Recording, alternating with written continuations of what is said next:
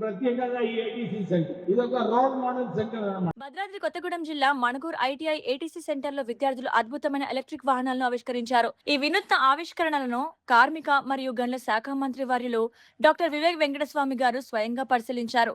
విద్యార్థుల ప్రతిభను, కష్టాన్ని ఆయన ఎంతో అభినందించారు.